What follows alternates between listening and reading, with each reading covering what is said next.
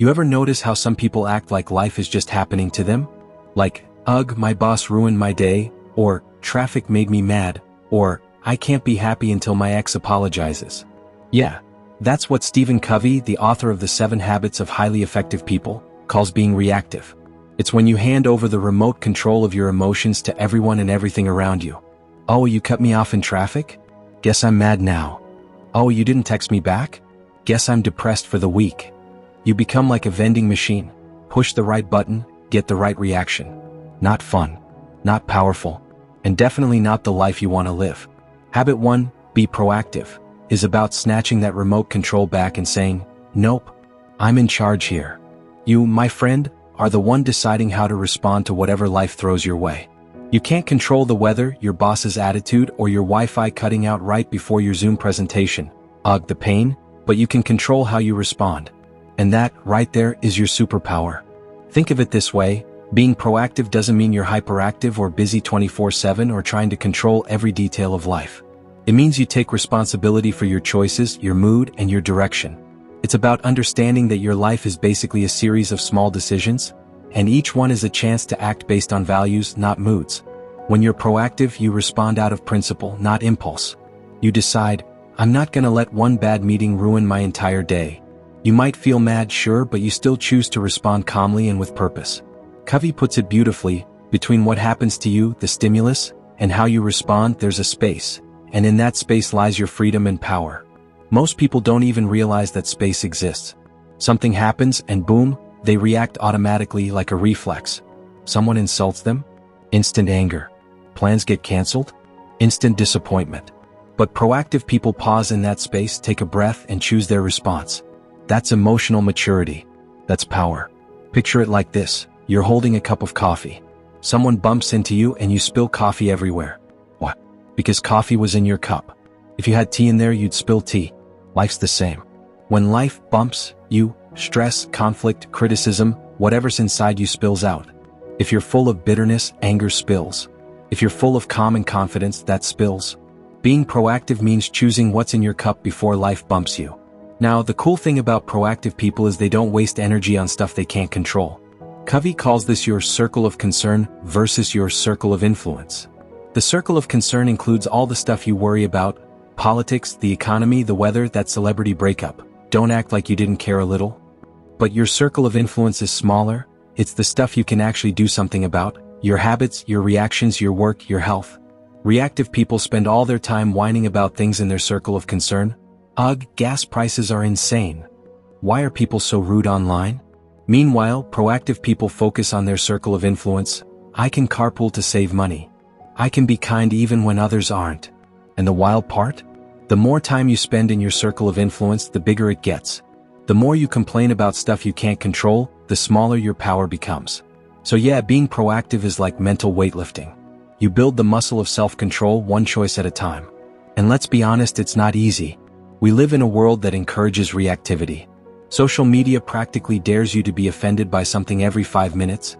Your phone pings, someone disagrees with your comment, and suddenly your blood pressure's up. But what if you didn't take the bait? What if you decided, nah, not today. I'm gonna stay cool. That's what being proactive looks like in the real world. Calm in chaos, intentional instead of impulsive. Let's take a normal day example. Say you wake up late, spill coffee on your shirt, and hit traffic. The reactive version of you? Total meltdown. You're cursing the alarm clock, honking at strangers, and basically radiating bad vibes like a Wi-Fi signal of doom. But the proactive version of you? You laugh it off. You change the shirt, take a deep breath, and listen to your favorite podcast in traffic. Same situation, completely different experience, all because you chose your attitude instead of letting it choose you. Here's a fun reality check. We all have this tiny voice in our heads that loves to play the victim. Why does this always happen to me? Why is life so unfair? But that voice isn't truth, it's habit. And habit 1 is about breaking that pattern. Proactive people say, okay, this happened. What can I do about it? That shift, from blame to responsibility, is where growth begins. You see, being proactive doesn't mean ignoring your emotions or pretending everything's fine. It means you feel the emotion but you don't let it hijack your behavior. You can be angry without being destructive. You can be scared and still take action. You can be disappointed and still choose optimism. That's the beauty of being human. You have self-awareness, imagination, conscience, and independent will. You're not an animal reacting to stimuli, you're a conscious being who can decide how to live. Covey even says proactive people are responsible. Not just responsible, responsible. You have the ability to respond. That one word changes everything. When you remember that, you stop blaming your past, your parents, your boss, or your luck. You start realizing your life isn't happening to you, it's happening for you. Every challenge is a test of how much control you have over yourself. And when you start mastering that, people notice. You become the calm one in the storm, the dependable one, the one who's not constantly thrown off balance by drama. Being proactive is also magnetic. People love being around someone who doesn't freak out all the time, who stays grounded no matter what's going on. It's like emotional gravity, you pull people toward your centeredness. And honestly, it just feels good. You stop wasting energy on things you can't fix and start putting it into things you can. You stop being a victim of your moods and start being a creator of your moments. So next time something annoying happens, maybe someone cuts in line or your phone battery dies at 2% right before you need your boarding pass, take a second. That's your space. Don't fill it with rage or sarcasm. Fill it with choice. Smile, breathe, move on. You'll feel a tiny bit more powerful each time you do.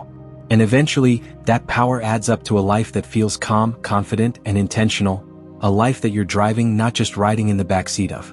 Because at the end of the day, be proactive isn't just about controlling your temper or staying positive. It's about claiming authorship over your story.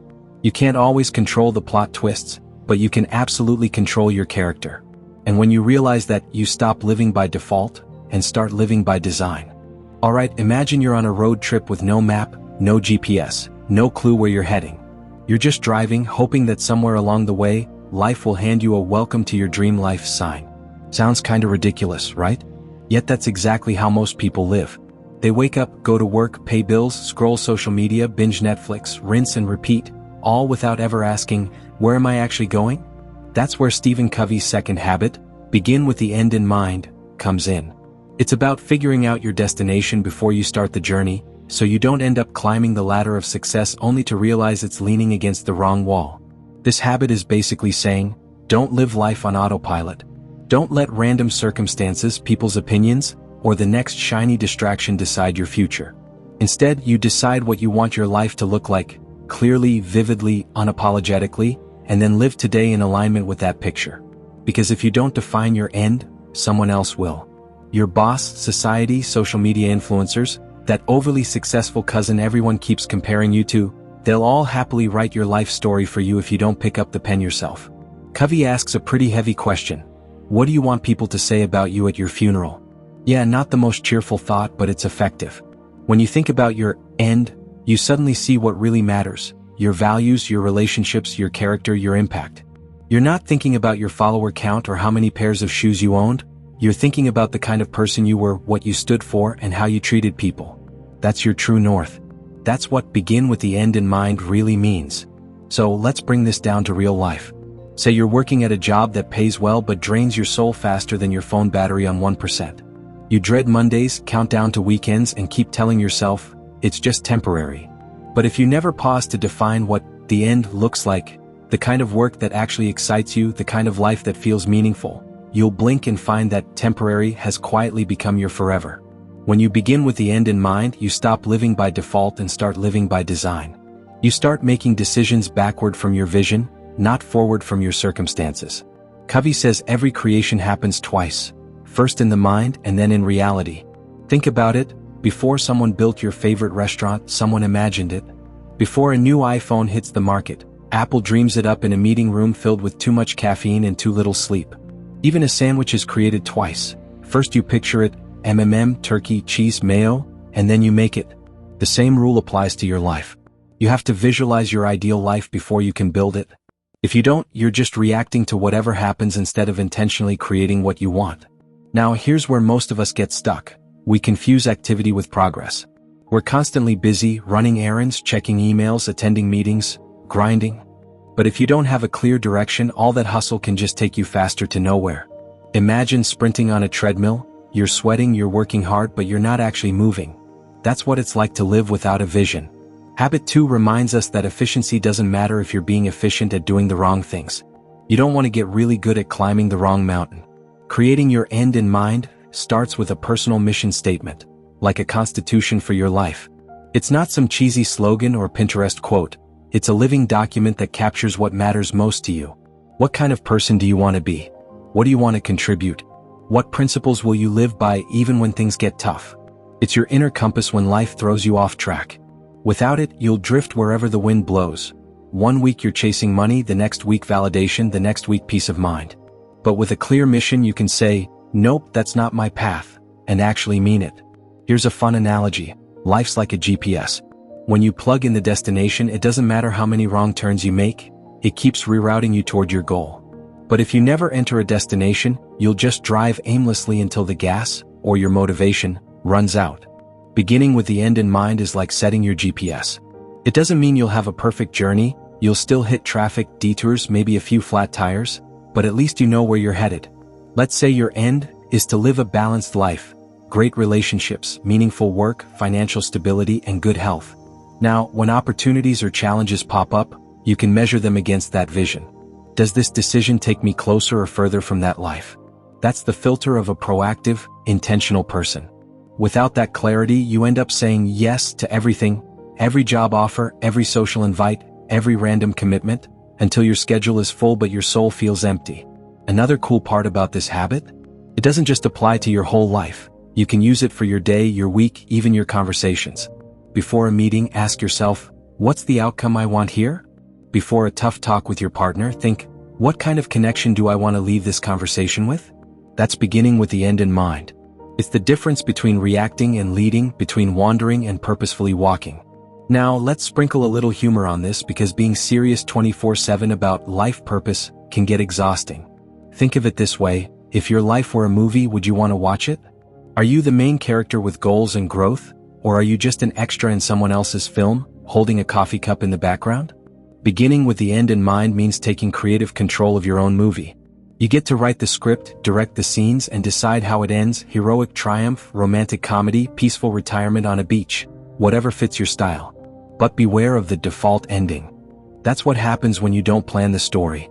You wake up one day and realize your life looks like a rerun of everyone else's. Same routine, same regrets, same what-ifs. You don't want that. You want to be intentional about what your end looks like, so when you get there you can smile and say, yep, this was the life I wanted to live. And let's be real, the end doesn't have to mean death or old age. It can mean the end of a project, a phase, or even just the end of today. If you begin each day with the end in mind, like, by tonight I want to feel proud of how I showed up, that one thought changes how you move through the day. You stop wasting time on nonsense and start focusing on what truly matters. Here's the big takeaway. If you don't know where you're going, any road will get you there, but you might not like the destination. Life's too short to be a passenger in your own journey. Take the wheel, pick a destination, and drive like you mean it. You ever have one of those days where you're busy all day but when you finally sit down at night, you realize you didn't actually get anything meaningful done? Like, you responded to 47 emails, cleaned your desk, rearranged your phone apps, scrolled Instagram for just 5 minutes, which turned into an hour, and by the end of it, your to-do list somehow looks longer than it did in the morning. Yeah, welcome to modern life. That's exactly the chaos Stephen Covey is talking about in Habit 3. Put first things first. It's all about mastering the art of priorities, focusing on what actually matters instead of what just screams the loudest. Now here's the deal. Habit 1 was about realizing you're in charge of your choices, you're not a puppet.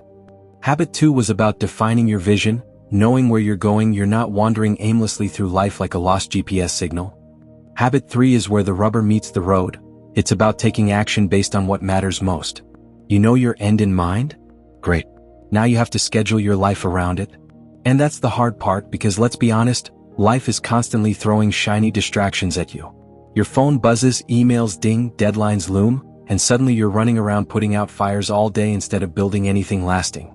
Covey says most people spend their time reacting to the urgent instead of focusing on the important. He even breaks it down into a little 4-square box called the time management matrix, which, let's be real, sounds boring until you realize it's literally a mirror showing you where your time is leaking. The first box is urgent and important. That's crisis mode.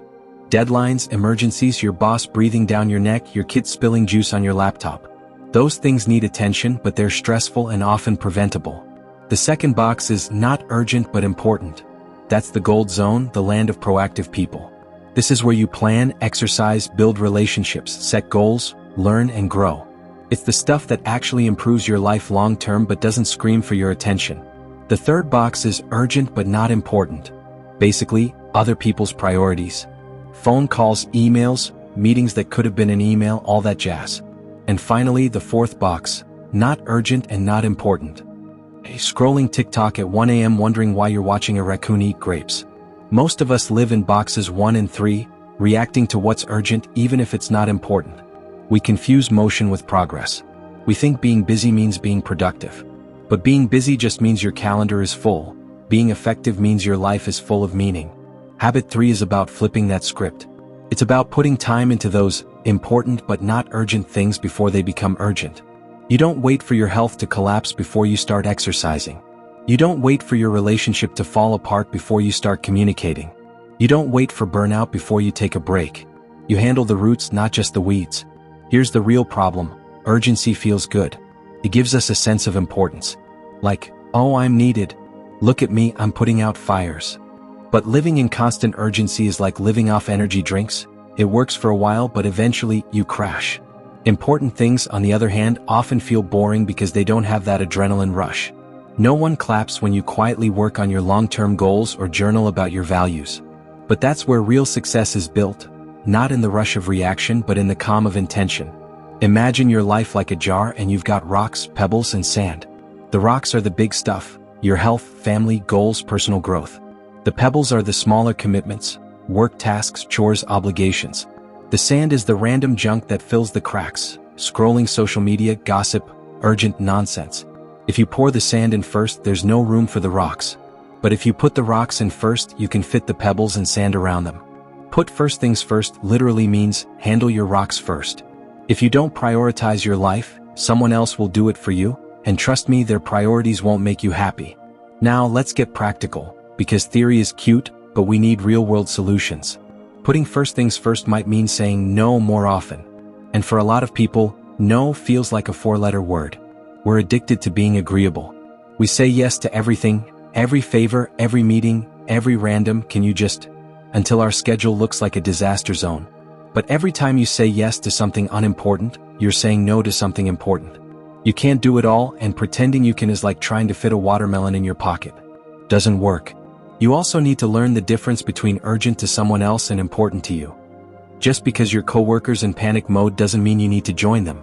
Covey says proactive people act on principles, reactive people act on pressure. So before you jump into the next urgent task, ask yourself, is this aligned with my long-term goals and values? If the answer's no, then it's just noise.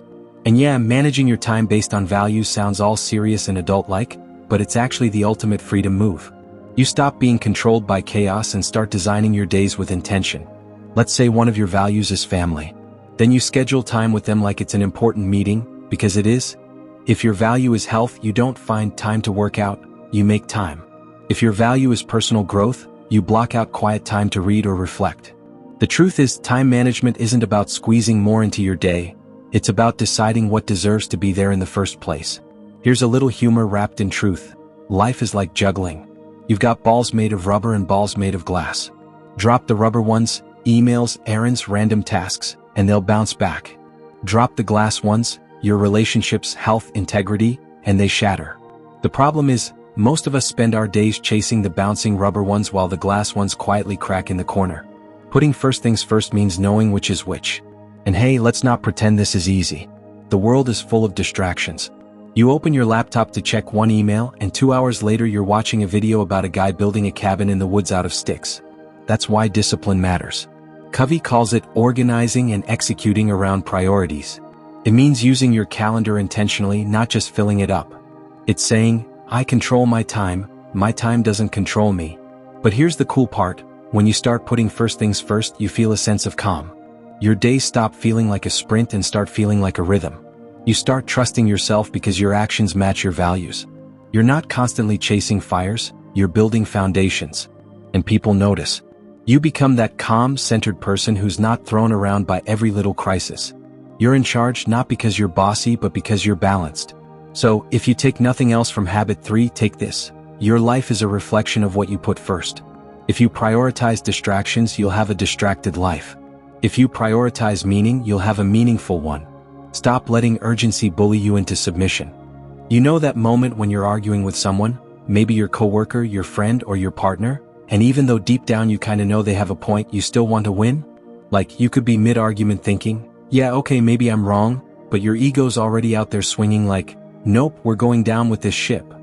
That right there is the trap. Habit 4 from Stephen Covey's The 7 Habits of Highly Effective People wants you to escape. It's called Think Win-Win, and it's about ditching the idea that for you to succeed, someone else has to lose. Spoiler alert, life isn't a tug of war. It's not you or me. It's, how do we both win? Now, let's be honest, most people are trained from childhood to think in win-lose terms. School grades, sports, job promotions, sibling rivalries, everything's framed like a competition. You either get the gold star or you don't. Someone's always better, someone's always behind. So naturally, as adults, we drag that mindset into our relationships, careers, and even into who gets the last slice of pizza. But Covey flips that script.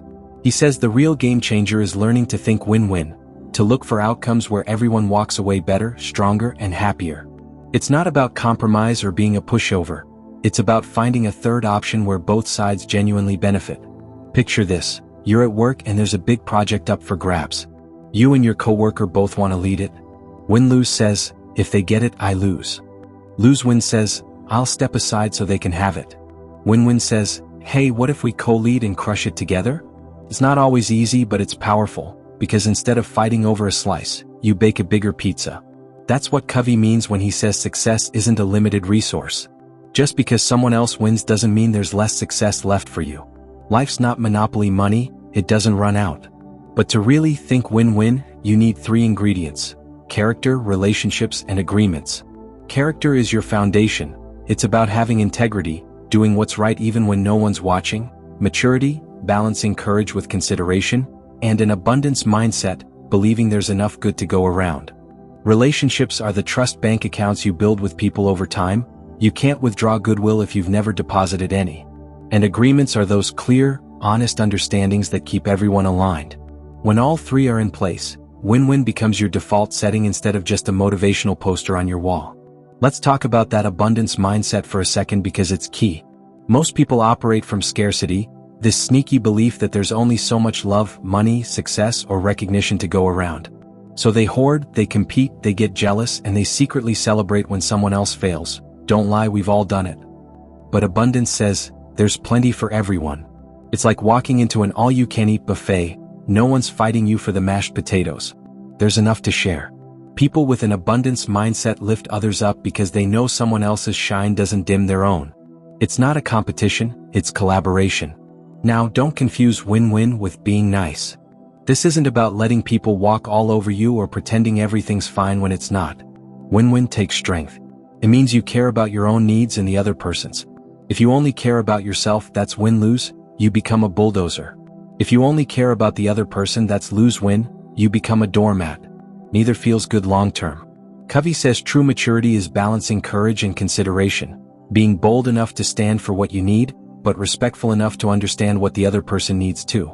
Here's where it gets fun. Win-win thinking transforms every kind of relationship. In business, it turns negotiations from battles into partnerships. In friendships, it replaces drama with honesty.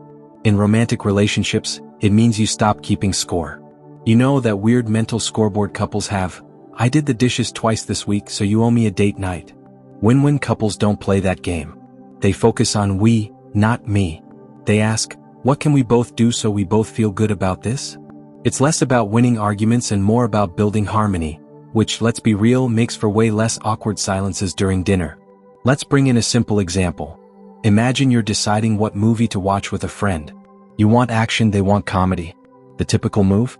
Someone caves, fine, we'll watch your movie. That's lose-win. Or you argue until someone gives up. That's win-lose. But win-win might be, how about an action comedy? Or, let's watch mine tonight, yours next time. Boom, nobody's resentful and everyone still gets popcorn. It's not about being perfectly fair every single time, but about keeping the balance over time so the relationship stays strong. Win-win thinking also makes you magnetic. People love working with someone who looks for solutions instead of blame. Imagine a coworker who, every time there's a problem, says, okay, how can we fix this so everyone benefits? Instead of, well, that's not my fault. You'd follow that person into battle. Win-win people are natural leaders because they inspire trust. They make you feel safe, respected, and valued, and that's rare. Now, I'll be real with you. Thinking win-win takes practice because our egos love to win. There's something satisfying about being right. You can practically feel the victory confetti raining down. But every time you win at someone else's expense, you're quietly damaging the relationship. You might win the argument but lose the connection. Win-win asks a bigger question. Would you rather be right or would you rather have peace? Because you can't always have both. And sure, sometimes win-win isn't possible. Covey admits that. There are moments when you realize the other person's not ready for collaboration. They're stuck in a win-lose or lose-win mindset. In that case, the goal isn't to beat them, it's to walk away with integrity. He calls it win-win or no deal. Basically, if we can't both benefit, maybe we just don't make the deal. That's powerful.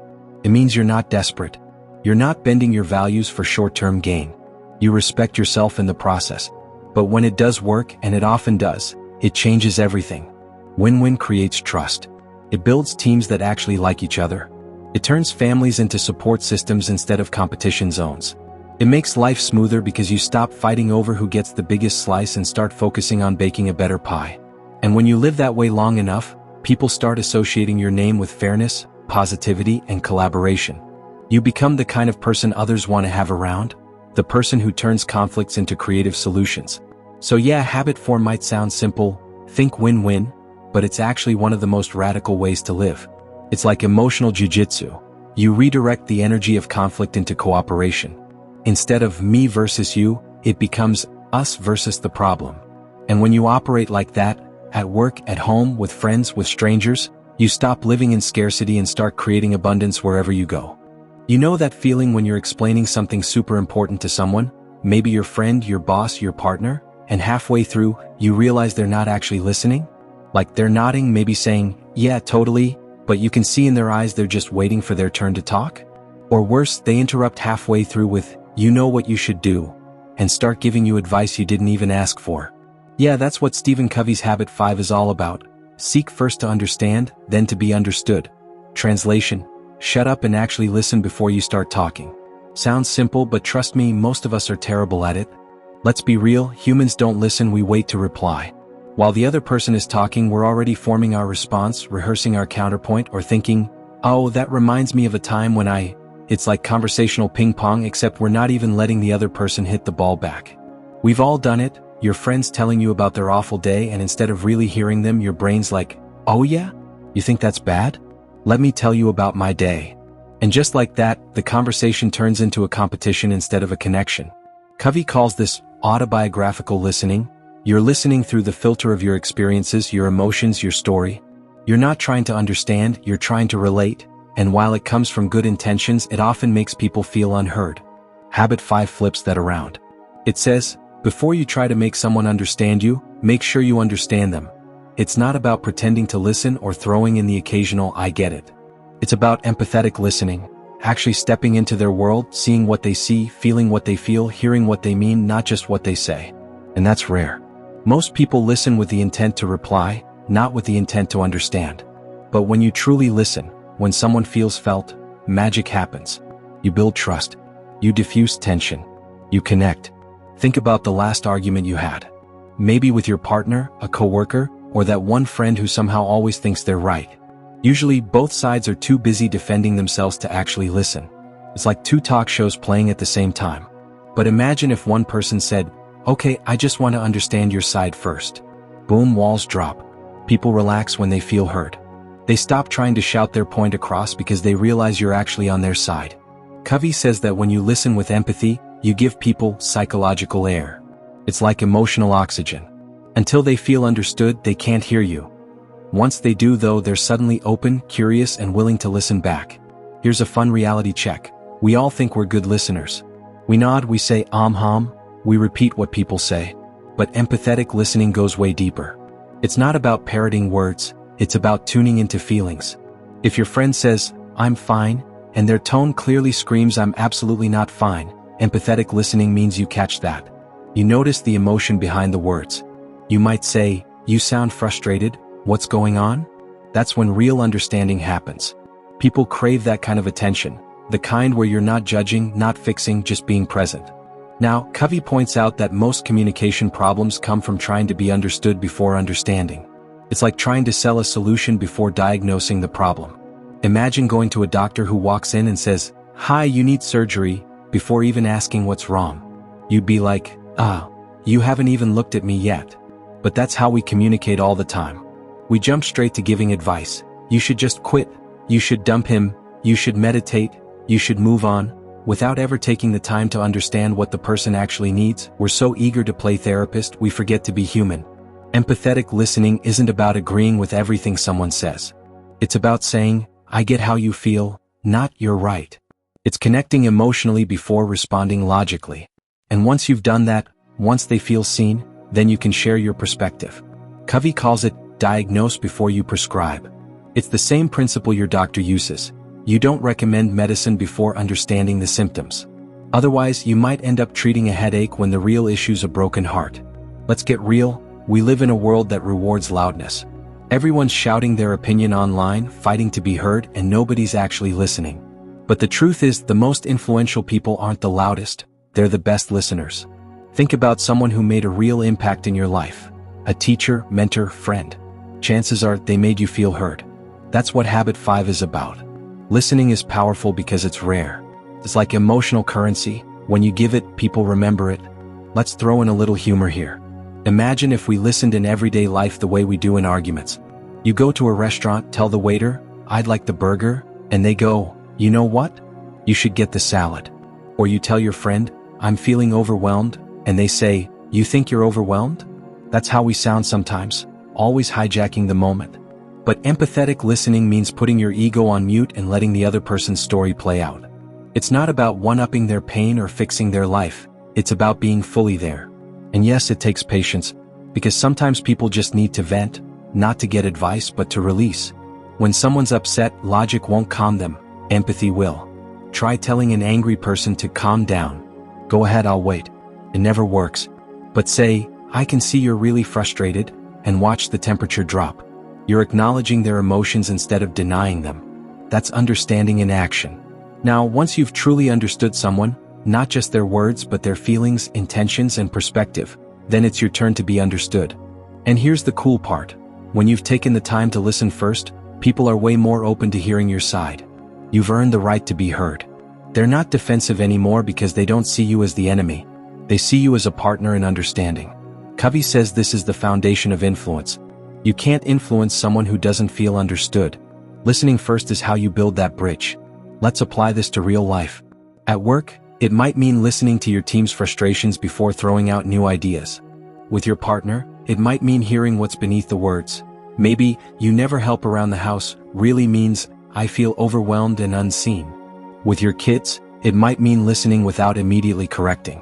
In every relationship, understanding first creates safety, and safety creates connection.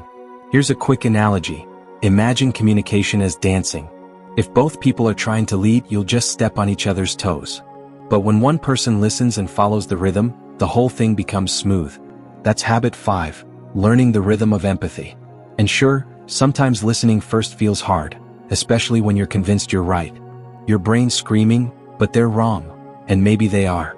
You ever notice how group projects in school were basically a social experiment to test your patience? There was always one person who did all the work, one who disappeared halfway through, one who had creative differences, and one who somehow got an A just for showing up. Yeah, we've all been there. But Stephen Covey's Habit 6, Synergize, is like the adult version of that idea, except it actually works. It's about teamwork, collaboration, and creating something greater than what any one person could do alone. It's that magical thing that happens when people with totally different talents, ideas, and personalities come together, and instead of clashing, they combine to make something awesome. It's not just 1 + 1 = 2. It's 1 + 1 = 3. Or 10. Or, holy crap, how did we even come up with this? Now, let's be real. Synergy sounds like one of those buzzwords people toss around in office meetings to sound smart. You know the type. Let's leverage our synergy to optimize cross-functional alignment. Cue the eye roll. But Covey wasn't talking about corporate jargon. He meant real synergy, that natural energy that happens when people respect differences, listen to each other, and work together toward a common goal. It's what turns average teams into great ones, boring conversations into breakthroughs, and disagreements into discoveries. But here's the catch. Synergy doesn't happen when everyone thinks the same. It happens because people are different. Think about it. If everyone in a band played the same instrument, it'd sound terrible. You need drums, bass, guitar, vocals, all different, all essential. Same goes for life. The magic is in the mix. The problem is, most people don't like differences. We want everyone to agree with us, think like us, act like us, because it feels easier. But that's not growth, that's cloning. And clones are boring. Covey says the key to synergy is valuing differences, not just tolerating them like, fine, you're weird, whatever, but actually celebrating them. When you realize that someone's different perspective might show you something you'd never see on your own, that's when synergy kicks in. It's like trying to solve a puzzle. You need all the weirdly shaped pieces to make the full picture. You can't force every piece to look the same. You've got to fit them together. Here's a funny thing. Most of us think we're open-minded until we meet someone who disagrees with us. Then suddenly we're like, okay, but they're wrong. It's human nature. We think our perspective is the perspective. But synergy challenges that. It says, hey, what if you're both right, just from different angles? It's like two people looking at a number on the ground. One says it's a 6, the other says it's a 9. Who's right? Both. Depends on where you're standing. That's synergy thinking. Seeing through someone else's eyes instead of insisting yours are the only ones that work. Let's bring this down to everyday life. Say you and your partner are trying to decide where to go on vacation. You want the mountains, they want the beach. Old school thinking would turn this into a battle. Fine, we'll go to the mountains, but I'm not happy about it. Synergy says, wait a second, what if we find a lake town with beaches and mountains? Boom. You both win. Or say at work, one person's super analytical, the other's a creative dreamer. If they fight, nothing happens. But if they listen and combine forces, the result is something beautifully balanced. Data meets imagination, logic meets vision. That's synergy. Covey uses nature to explain this.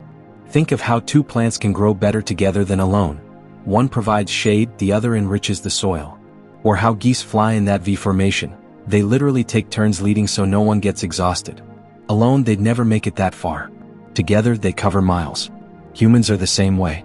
When we stop competing and start collaborating, our potential multiplies.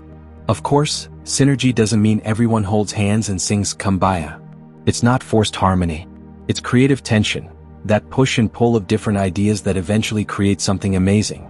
Think about the best movie you've ever seen. You've got writers, directors, actors, editors, musicians, all with strong opinions and styles.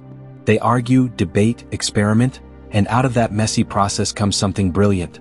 That's synergy in action. But to reach that point, you need trust and openness. You can't synergize with someone you don't respect or someone who feels unheard. This ties back to habit 5. You've got to understand before being understood. Once people feel safe to express their true thoughts, then real collaboration begins. Because synergy isn't about everyone agreeing, it's about everyone contributing. It's not my way or your way, it's our way . Now let's talk about why synergy is hard, because honestly, people are complicated. We've got egos, insecurities, and the occasional know-it-all streak. Sometimes collaboration feels like trying to herd cats. But synergy happens when we check our ego at the door and focus on the mission, not the credit. When you care more about the outcome than who gets the glory, you unlock teamwork at a whole new level. That's why some of the most successful companies and creative teams thrive on synergy. Pixar, for example, is famous for its brain trust meetings, where directors and artists give brutally honest feedback to improve each other's work. Nobody's feelings are spared, but the result is pure magic. Think about it like this. Synergy is the opposite of compromise. In compromise, everyone loses a little. Okay, fine, we'll do half of your idea and half of mine. It's a watered-down solution. But synergy is when everyone wins more. It's not meeting in the middle. It's finding a third alternative that's better than what either person originally imagined. It's like going out for dinner and discovering a new restaurant you both love instead of arguing over pizza or sushi. That third option thinking is where synergy lives. And here's a secret. Synergy isn't just for work or relationships. It's a mindset you can bring anywhere. You synergize when you combine logic and creativity to solve a problem. You synergize when you blend your personal strengths with someone else's to create something neither of you could have done solo. Even your own mind can synergize, your left brain, logic, and right brain, creativity, working together is internal synergy. You've got a little team up there, and when they cooperate, life gets way more interesting. The truth is, we're all walking, talking bundles of different experiences. Nobody sees the world exactly like you do. That's not a problem, it's a gift. Because every time you meet someone different from you, different background, beliefs, style, or personality, that's an opportunity for synergy. You might not agree on everything, but if you're open enough to explore those differences, you'll walk away with a bigger mind and a better result. Think of synergy as the art of combining ingredients to make something new. Flour alone tastes bland, eggs by themselves are just eggs, but together, you've got pancakes. And who doesn't love pancakes? That's synergy, turning ordinary stuff into something deliciously extraordinary. You ever try cutting something with a dull knife? You're pressing down with all your strength, sweating, swearing, maybe questioning your life choices, and the knife barely makes a dent. That's basically life when you forget to sharpen your saw. Stephen Covey's Habit 7, Sharpen the Saw, is all about self-renewal, taking care of your body, mind, heart, and soul so you don't burn out trying to cut through the tree of life with a dull blade. It's Covey's way of saying, hey, you're not a machine, stop acting like one. Because let's face it, we live in a world that glorifies being busy but forgets that being effective comes from being recharged. Now imagine this, you're walking through the woods and you see a guy sweating bullets, sawing at a massive tree. You ask, hey man, how long have you been at this? He says, 5 hours. You suggest, why don't you take a break and sharpen your saw? And he snaps, I don't have time to sharpen the saw, I'm too busy sawing. That's all of us on a Monday morning, running on caffeine and fumes, complaining about how tired we are, but refusing to rest because we have too much to do. It's funny and tragic at the same time. We grind ourselves into dust and then wonder why we feel empty, cranky, and unmotivated. Covey's like, buddy, if you don't stop and recharge, you're not being productive, you're being stubborn. Sharpening the saw means investing time in you, your greatest asset. It's the habit that fuels all the other habits. If you're physically exhausted, mentally scattered, emotionally drained, and spiritually disconnected, you can't be proactive, focused, or creative. You can't pour from an empty cup. And yet, so many of us try. We treat self-care like it's optional, like something we'll get to later. Right after this deadline, this project, this crisis, this decade. But Covey's point is that sharpening the saw isn't a break from your work. It's part of your work. It's how you stay sharp enough to do everything else well. He breaks it down into 4 areas: physical, mental, emotional, or social, and spiritual. Think of these like the 4 legs of a chair. Ignore one and you're wobbling through life. Let's start with the physical. This one's obvious but still the easiest to neglect. We all know we should eat better, sleep more, move our bodies, but knowing and doing are 2 different sports. Some of us are out here running on 5 hours of sleep, 3 cups of coffee, and the nutritional value of a bag of chips. And then we wonder why our brains feel like scrambled eggs by 3 p.m. Sharpening the saw physically doesn't mean training for a marathon or becoming a kale smoothie influencer. It just means giving your body what it needs to operate: movement, rest, real food, and a little sunlight that doesn't come from your phone screen. You wouldn't let your car run on empty or never change the oil, right? Your body's the same. It's your main vehicle through life, so you better take it for maintenance once in a while. Then there's the mental side. This one's all about keeping your brain sharp and your curiosity alive. And no, scrolling through memes doesn't count as mental stimulation. Nice try though. Covey suggests continuous learning. Reading, writing, exploring new ideas, and challenging your own thinking. The moment you stop learning, your mental saw starts rusting. The problem is, after school, a lot of people stop feeding their minds. They binge Netflix and call it self-care. Hey, no judgment, we all love a good binge, but balance is key. You've got to stretch your mind regularly or it starts shrinking. Try reading a book that challenges you, journaling your thoughts, learning a new skill, or even having real conversations that don't involve arguing over who's right on the internet. Your brain loves a good workout, give it one. Next up, the emotional or social dimension, and oh boy, this one's a biggie. We humans are social creatures even if we sometimes pretend we're not. Relationships are what keep us sane, or drive us insane depending on the day, but either way they're essential.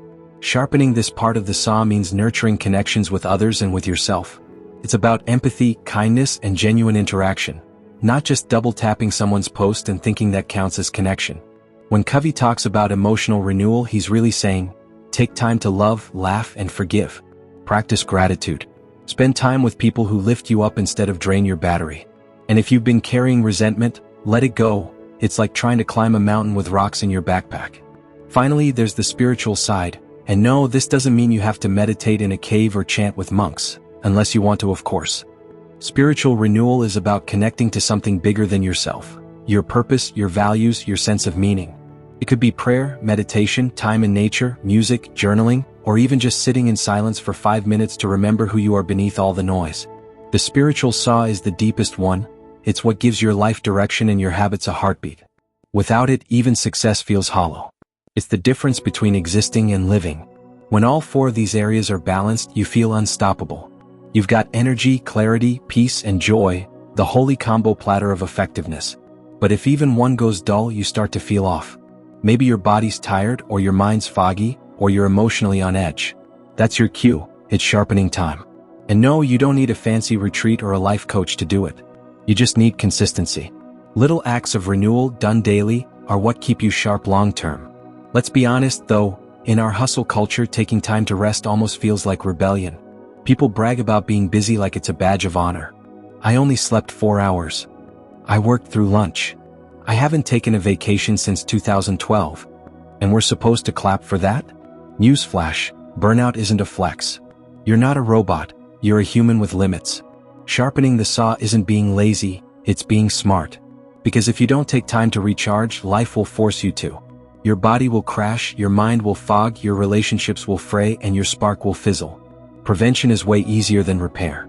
Here's the irony: when you actually take time to rest and renew, you become more productive, not less. You think clearer, move faster, and make better decisions. You handle stress better, and you stop snapping at your coworkers or yelling at your Wi-Fi for buffering. Everything just flows smoother. Covey understood that effectiveness is a marathon, not a sprint. If you sprint all the time, you'll never finish the race. But if you pace yourself and sharpen regularly, you'll go the distance and enjoy the run. Think of yourself like a smartphone. You can have the latest model, the best apps, and all the cool features, but if your battery's dead, none of it matters. Sharpening the saw is plugging yourself in, charging up before you run out. Just giving yourself permission to pause. Because sometimes doing nothing, taking that nap, reading that book, going for that walk, is actually the most productive thing you can do.